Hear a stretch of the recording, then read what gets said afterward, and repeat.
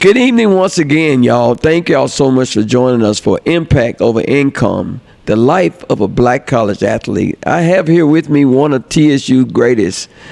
Some people know him and some people don't, but I say he's one of the greatest. His name is Roger Jones. Roger, welcome to the show, man. Thanks, Ron. Thanks for having me. Man, I really appreciate you taking this time. I got to ask you, though, one question that I always ask all of our guests is this. What was it like going to an HBCU? Well, I'll put it like this. It was something that wasn't expected because I didn't have a lot of offers when I was in high school. And fortunately, my dad knew one of the coaches at TSU, Jesse James. So they were talking one day, and Jesse basically told him that, no, if I wanted to come to TSU, I could come on as a walk-on.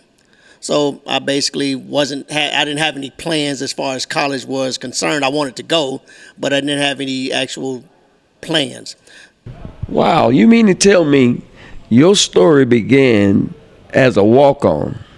Now, you got to tell me, what exactly did that feel like? Because let me tell you, my experiences at TSU from the class of 1982.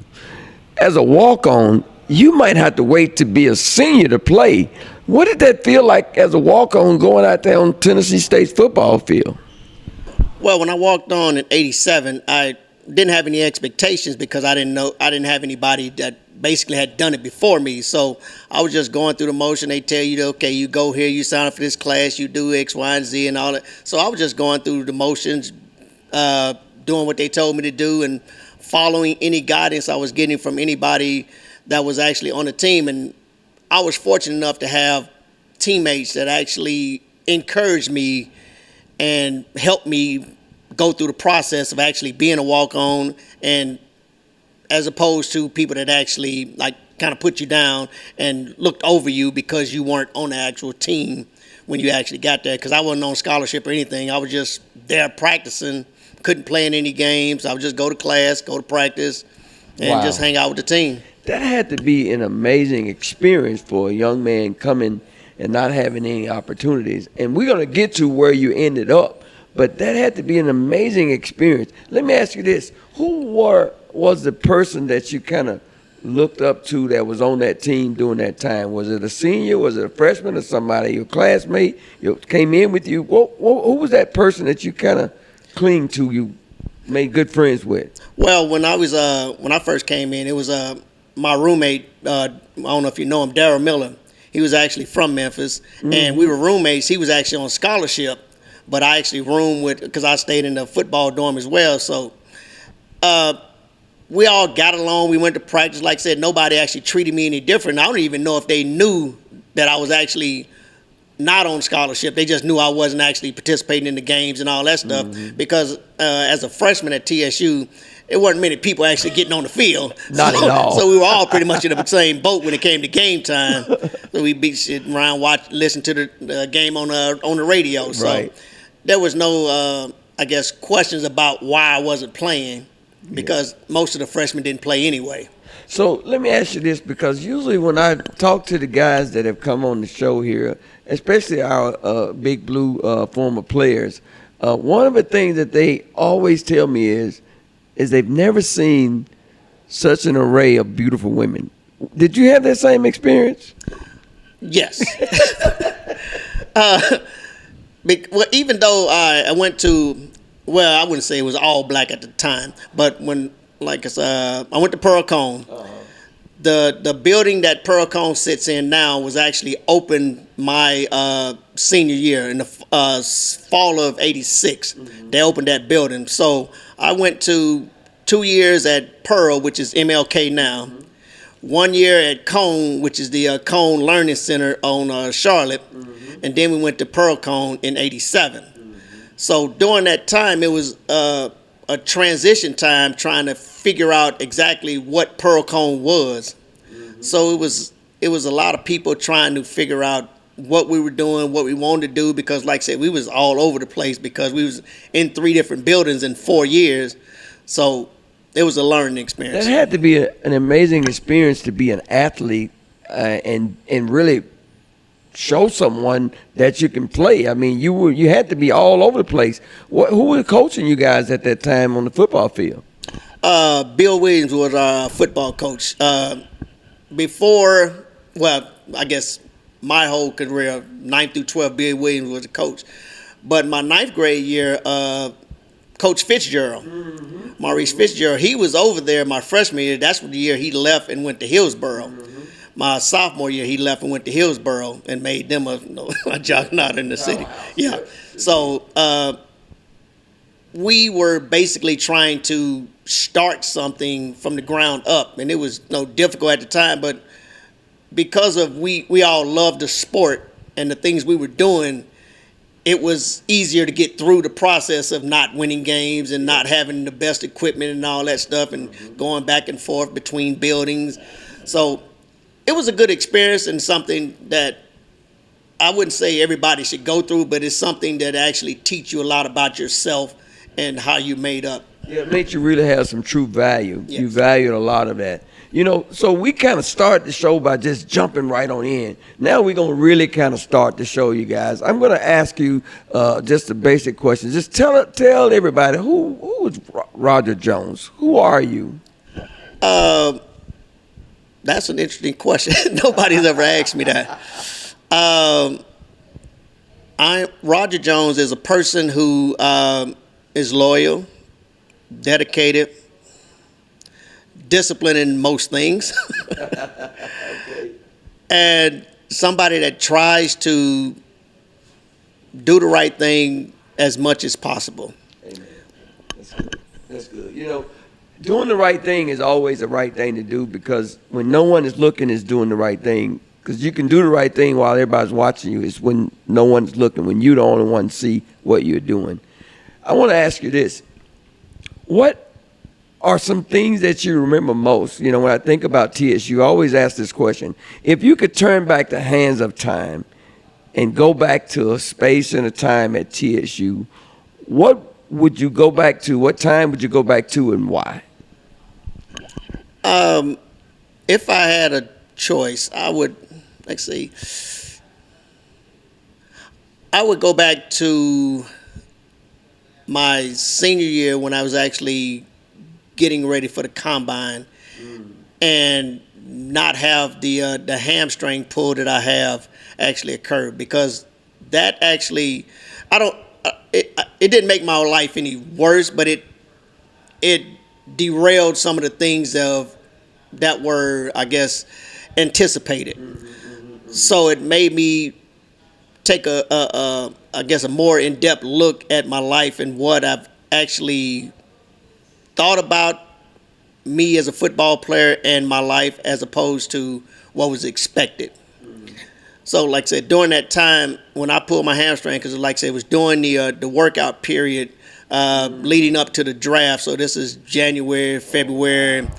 So I pulled my hamstring and I pulled it. I pulled it all the way up in my glute. So yeah, so I barely could walk. So I couldn't run for about 4 or 5 months. So I couldn't work out. I couldn't do anything. I was already small. I'm only 5'9". I weighed 165 pounds at that time. So without being able to work out to be able to show my skills, it left me in kind of limbo as far as what I was going to be able to get drafted, because people were projecting me as a 4th round draft choice and all this stuff, but I wasn't able to work out. So there was, I guess, when I didn't get drafted, I wasn't bitter, because I had a reason or a so-called excuse why I didn't, because I wasn't able to do anything, and I was already at an HBCU on top of that. Knew the odds of that. Exactly, yeah. Even though I had people that went before me, Tony Stargell, Anthony Sheldon, Pleasant, all of them got drafted the year. Yeah, all of them got drafted the year before. That's why the scouts were coming to look at us. So I knew I could play. I just didn't have an opportunity to show my skills because of the injuries. Man. So that had to be a pretty hard time. And you'll go back to your senior year.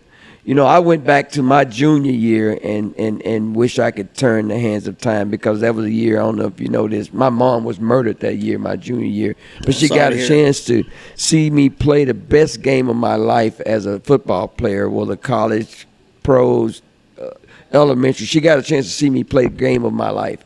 I had 3 interceptions in one game at TSU. I don't know if anybody has had that at all. But however, let me ask you this. What is it that made you push, even though you knew what you knew the projection, you were hurt, so you was able to use that? What made you push through that next level to get to where you ended up? Because I knew I could play with the people that actually were on that level, because I played with guys that actually made it. So I knew how those guys were and things we were doing at TSU. So I knew if I got an opportunity, I would be able to do it. That's another thing. That's what I think right now. A lot of young athletes kind of miss the boat. They miss the opportunity because they lose hope when it don't go their way. It didn't go your way, and you stayed fixed, steadfast, and unmovable because you knew that you had the skills to do what you did. Now, here's a good part. Now, what are some things that happened to you at TSU that you wish, for instance, did you meet your wife at TSU? No, actually, I met my wife in the 7th grade. Wow. So, yeah. Okay. Yeah, we were at West End. It was a junior high school now, but it's a middle school. Mm-hmm. Yeah, met my wife in 7th grade at West End. Wow, man. Okay. Wow. Okay. Now you threw me off right there. You met your wife in the 7th grade, and are you telling me that in the 7th grade you felt like you knew that was your wife, in a sense, kind of? You knew something was there. Well, we were basically girlfriend, boyfriend in the 8th grade. So, yeah, we were going together there. Yeah. And how many years do you guys have now?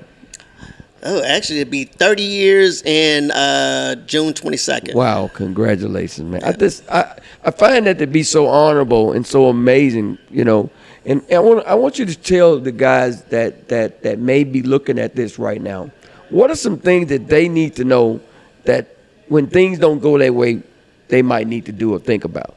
I'll say the most important thing is to have confidence in yourself and don't give up because of the circumstances that you might find yourself in, because everybody's going to go through difficult times.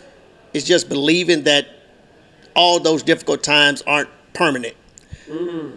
So you just fight through the difficult times, and once you come out on the other end, you're going to benefit from going through those difficult times, and your life will be a lot better. Wow, did y'all hear that? That means you got to go through to get to. We used to sing a song at a church. We used to say, if you catch hell, don't hold it. If you're going through hell, don't stop. So that means you got to keep going when it gets hard. And you have evidence right here. The brother just said, you just got to keep going on through. Don't give up. Don't stop. The quicksand may not sink if you keep moving. Keep moving. Keep moving. So, Roger, man, who are some people that influenced you as a player, whether they were in college or in the pros? Who are some people you kind of modeled your game after? Well, when I was growing up, I didn't actually see a lot of people my size actually playing football on TV other than Darryl Green. Mm-hmm. He was probably the only person that was 5'9" and looked like me. But I guess the most important thing that kind of got me thinking about actually trying to continue playing football was my dad and I used to sit down and watch Monday Night Football. Mm-hmm. That's when it started coming up with Monday and Thursday and Friday and Saturday.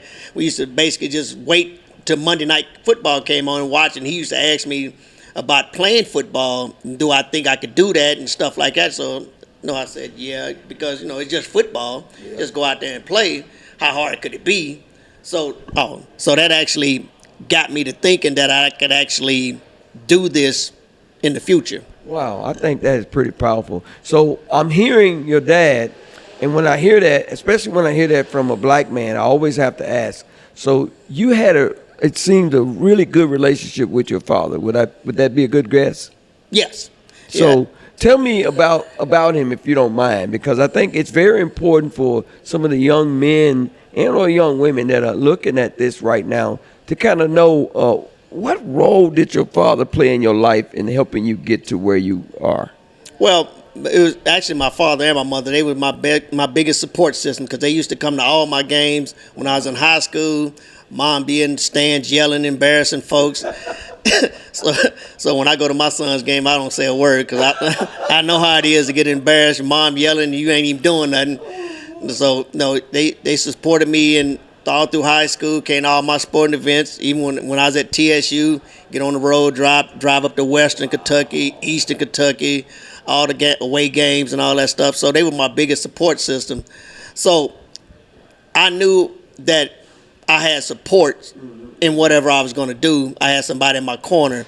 So that basically motivated me to keep going. Wow, that has to feel really good.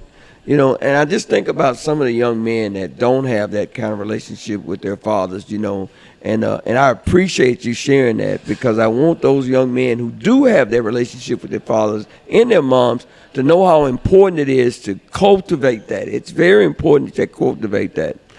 Tell me this. Tell me something about your life that you ended up doing. So you got hurt. You didn't get drafted. The frustration set in, but you didn't stop. You kept working. What happened when you finally got your opportunity? What was that like, and what did you do? Well, when I first got my opportunity, because I was undrafted, my first team I went to was Indianapolis Colts. That's when they had brought in Eric Dickerson. They had George, the quarterback, and great arm and all this stuff. And once I got to camp and I saw the guys that they were actually bringing in as far as the DBs, I'm like, these guys are terrible. Because, when we was at TSU, all we did was practice, so our technique was down. We were technicians. And these guys, they couldn't backpedal, didn't know how to bump and run. Yeah. All they did was play zone. That was my I guess, one of the things I had to learn when I was in the pros, how to play zone. Because we're not used to sitting around waiting for people to go places. Yeah, we play, give me that guy right there, and I got him. Uh-huh. So once I got to the league and I saw the types of players that the teams were bringing in, I knew I had an opportunity to actually make it if I got an opportunity to get on the field. And would you say your network, this is here you hear me say something like this all the time, your network is your net worth. Your network is your net worth. In other words, would you say the network that you had at that time really played a pivotal role in you getting the opportunities that you were afforded, and the talent, don't get me wrong, because you got to be able to go get out there and perform and do the work. But you had a pretty good network, would you say? Yeah. From the beginning, like I said, with Coach James giving me an opportunity, then the players on the team basically helping me and not basically looking down on me as I was going through the walk-on process, and then like I said, playing with Tony Stargell and Joe Stone and Anthony Shelton and Pleasant, all them, and then basically seeing them get an opportunity to go to the league, and I said, okay, well, I play with these guys, so I'm just as good as the defensive backs that actually got drafted. So if I get an opportunity, I'm going to try to make the best of it. Isn't that amazing? I heard you say that we were we were so technique sound at Tennessee State, and we played man-to-man more than any team probably in Division I AA as an HBCU. And most teams knew that without a doubt. We had shutdown corners. We had strong safeties that was going to knock you out, and we had a free safety that would probably come knock you out as well, and everybody could cover. When you got to the league, when you got that opportunity, the first team that you actually played for would be who? The Indianapolis Colts. Like I said, they were the first ones that gave me an opportunity as an undrafted free agent. I didn't make it through camp with Indianapolis. I think I got, if I remember correctly, up to the week before the last cut. So I was there for about 3-4 weeks or whatever, and then came back to TSU from there. Actually enrolled in school, so I could try to finish my education. And then I was in school for maybe a month, and I got a call from Tampa Bay. So I went down to Tampa. If anybody know anything about Florida, it's hot in September. and it was still warm here, but it's not like Tampa.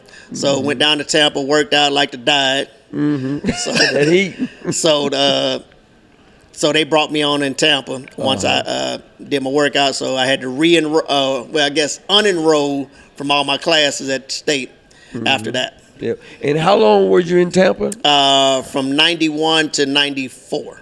So tell the young people that experience and what are some of the things that kind of kept you motivated? Because every year, every game, you got to get up and you got to do that same thing better or about as good as you did it before. What kept you motivated when you finally made it? What kept you motivated? Well, when I went to Tampa from Indianapolis, it was kind of like the process at TSU.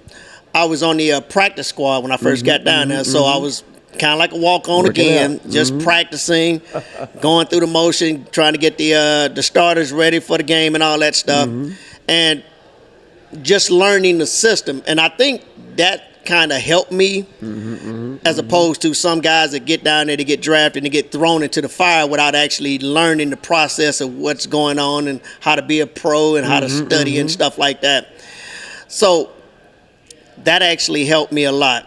And once I got an opportunity to play, I was I was more ready. You was ready. Yeah, I was ready. Not only were you ready, you was prepared even before you was ready. So when you got there, through your preparedness from playing at an HBCU like TSU, put you, to me, way ahead of a lot of those guys, like you said earlier, when it comes to technique and being able to backpedal and cover people one-on-one. You just had to go and learn some of those pop-up zones that they wanted you to get in. Yeah, I would kill people in one-on-one drill. 'Cause like I said, that's man on man. But like I said, I had to learn cover 2, cover 3. Then they had the combo covers where you run zone on one side, man on the other side, stuff like that. That's the only thing that make pro sports a lot more difficult than any other, like the college and all that. It's the film study, the playbook, stuff like that. It's not the actual playing on Sunday or Saturday or whenever you play. It's actually learning and knowing what's going to happen before it actually happens. Before it happens. Yeah. That means you got to study to know exactly what you need to do as far as that playbook. When they make those calls, you know where you need to be at. Yeah, and then the anticipation of what's going to happen. Okay, so they line up in twins. This guy go in motion. We're going to check to this. And you have to think about all that stuff before it happens, because if you actually thinking about it while it's happening, it's too late. Too late. So that's you can't think fast. You can't play fast if you're thinking. So you got to anticipate. Okay, well, if they come out in this formation, this is types of things they like to run. If he go in motion, they're gonna go to this. So I expect them to do this.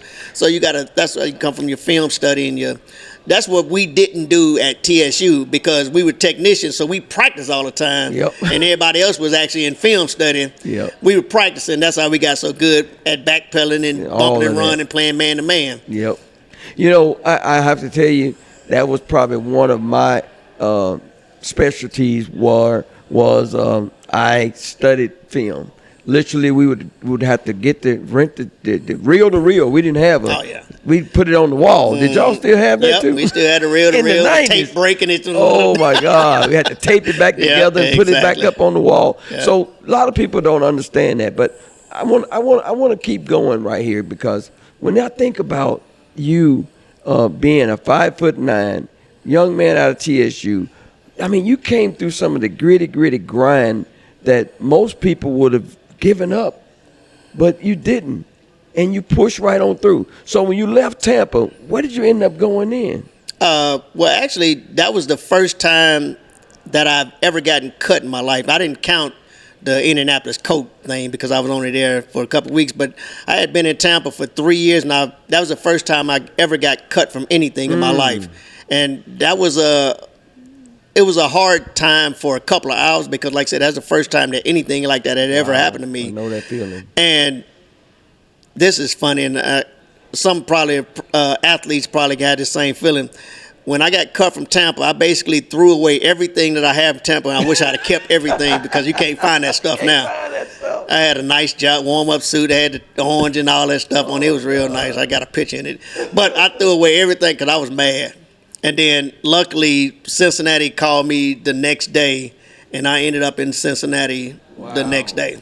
So, and ended up in Cincinnati.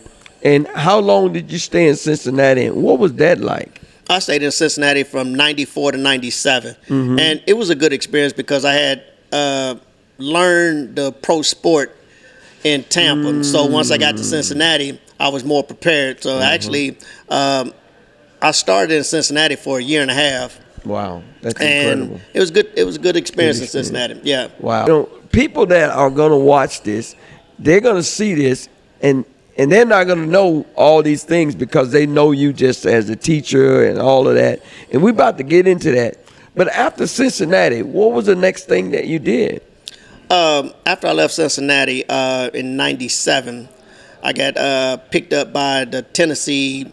Or they were the Tennessee Oilers at that time. Yeah, they had moved to Nashville in '97, and they had a facility out in Bellevue, and that was interesting because they had trailers and all that stuff. You they and were Lane just, Bishop and them. yeah, it was just set up out there next to the mall. Right. Yeah. So it was an interesting time, and it was a good time because I was back home, Right, so I didn't have to worry right. about traveling, going different places and all that stuff, and it felt good to be home.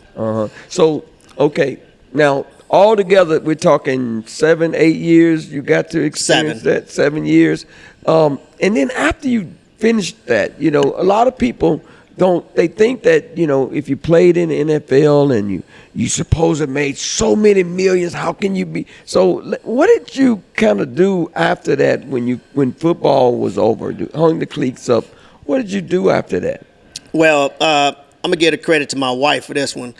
During the off season, I hadn't graduated from TSU because I actually, like I said, when I went to Indianapolis, I unenrolled out of school, so I had about a year and a half left. So I went back to school during the off seasons to actually get my degree. So I actually got my first degree in my undergrad in '96. So because of that, I was able to, once I retired, I was kind of searching, trying to figure out what I want to do because most athletes actually play that sport their whole life, so they don't know anything else. So I was lucky enough to actually have my degree, so that gave me some opportunities. I still wanted to do some things, but I didn't know what it was. And then I found out that they were building a high school in Hendersonville, which was Pope John Paul. So I met with the football coach that was going to be at Pope John Paul. Actually, he the head coach at Nashville Christian right now, Jeff Brothers, done won a couple of championships. So we met, and I got hired on as a football coach. And during the process of getting hired on as a football coach, I met with the headmaster, the principal, of course, you know, because I was going to be part of the staff. Yeah, and he told me that they was putting together the curriculum, and they was going to do personal finance. And then he, through my their research, they saw that I had a business degree. So they asked me, did I want to teach it? So that's how I actually got into teaching and coaching at the same time, and didn't even expect any of it. Not a plan, but it ended up just falling in your lap because you had a planned experience that you had. Yeah, I was prepared because I had went back and got my degree, and if I hadn't got my degree, then I wouldn't have been able to get that opportunity that was basically in front of me. I think any athletes that are hearing this, you know, any young athlete or any current NFL players that are in that space right now, you guys need to, these are some really good nuggets that I think you can really take to the bank and really just marinate on those things so you can know what are you going to do when it's all over. Because one day those cleats, you're going to have to hang them up, and then what? And trust me, the money runs out. I can tell you, it runs out. It runs out. You don't have those millions that they say we had or you had. Well, the only way you can actually keep those millions is to put them away early and put them somewhere where you can't touch them. That's it right there. So let me ask you this. So you being a business person, I heard it that you and the family, you guys owned a business here in Nashville at one time, a couple of businesses or something like that? Yes, in the late 90s, we owned 2 Dairy Queens. one in Old Hickory and one in Springfield. Oh, wow. Wow. What was that like? I mean, that probably kept you insanely busy there. Well, actually, my wife ran the businesses. That's Oh. something that she wanted to do. So we actually bought those two businesses, That's cool. and it did keep her busy at the particular time. We had the two Dairy Queens for 4 years. We sold the last one. Well, we sold the second one in 2002, 2003. So we got that rid had of to them. be a pretty good experience for you and the wife and all of that as you kind of went along, because I know a lot of athletes, they think about wanting to go into business, but they don't have the business mind, don't have the business discipline. You had a wife that had the business discipline and was able to do that. What was it like for you kind of helping her and supporting her along the way? Well, it was nice that I was able to support her dreams and being an entrepreneur, and we actually was able to actually go the franchise way as opposed to starting from scratch. So doing it the franchise way is you don't have to do as much of the heavy lifting from the bottom. They basically had systems and all that stuff they're already ready. set up. So it's a lot easier to get into a business if you go the franchise way, but it is still a business. So you Lot of still got to work. run it and get everything going and make everything work. And I wouldn't say unfortunately, but it got to the point where it wasn't working the way we wanted it to. So we decided to get out of the two Dairy Queens. Sometime in business, I can say for myself, the lift can get heavy, although the profit is still there, it's profitable, all of that. But the lift, the things that you got to lift along the way get heavy for you, would you say? Yes, because actually I teach entrepreneurship. I know we're going to get to this later, but I teach entrepreneurship at the school I'm at now. And I try to tell the kids that being an entrepreneur is all fun and games on the outside. But once you get started, you actually are running the business by yourself 24 hours a day, and it becomes a heavy lift if you can't get it to work. Because you're going to be the main person that's got to make payroll, got to basically do the books, got to talk to the vendors. You got to get this shipment. You got to go pick up people. You got to you doing everything. Yep. So you might have some employees, but those employees aren't doing the heavy lift. You're doing the heavy lift. You got to make sure those employees are doing their little lift. A little lift, yep. So you can do the heavy lift. And Because it's your brainchild. Yes, exactly. And you know, like, that need to be over there. They just know to go over there. They don't know that need to move over there. Yeah. So that's what being a businessman. So you mentioned it just a second ago that we're going to get into it. And you guys, as you can see, my man Roger has had an incredible life of doing things and also an incredible NFL career, businessman. But now we're going to talk about what he's doing now. You know, so Roger, what are you doing right now? And how long have you been doing what you do right now? Well, right now I'm an educator for MNPS and actually teaching entrepreneurship at Maplewood High School. Wow. And how many years have you been teaching? This is year 9 at Maplewood and 23 in all. I had from 2002 to 2016 at Pope John Paul in Hendersonville. Wow. Then I left there and went to MNPS. Wow. I mean, I just find what you just said to be simply amazing. You've already lived an amazing, challenging, incredible life, and then you go into where you really seriously kind of speak in volume to what this show is all about. Impact over income. The life of a black college athlete. Let me say this. You are a teacher. I believe personally, and I'll say this straight into the camera, I believe teachers should be the highest paid people on most jobs in this country. That's what I believe. And I say that because you guys have to babysit. You guys have to try and disarm and the whole nine in the sense of what you're dealing with on a daily. What has that been like in dealing with the young people that you have seen come through? How have that impacted you? Well, I'll start off like this. When I first went to the NFL, I had an agent, Harold Lewis, and he basically helped me a lot and gave me some wise advice. He said, the only thing I want you to do for me is to give back.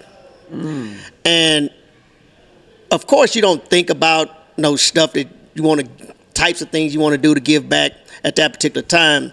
But when I actually got into education and started actually being around the kids and trying to educate them, I realized at that particular time, this is the thing that I was meant to do, to actually give back.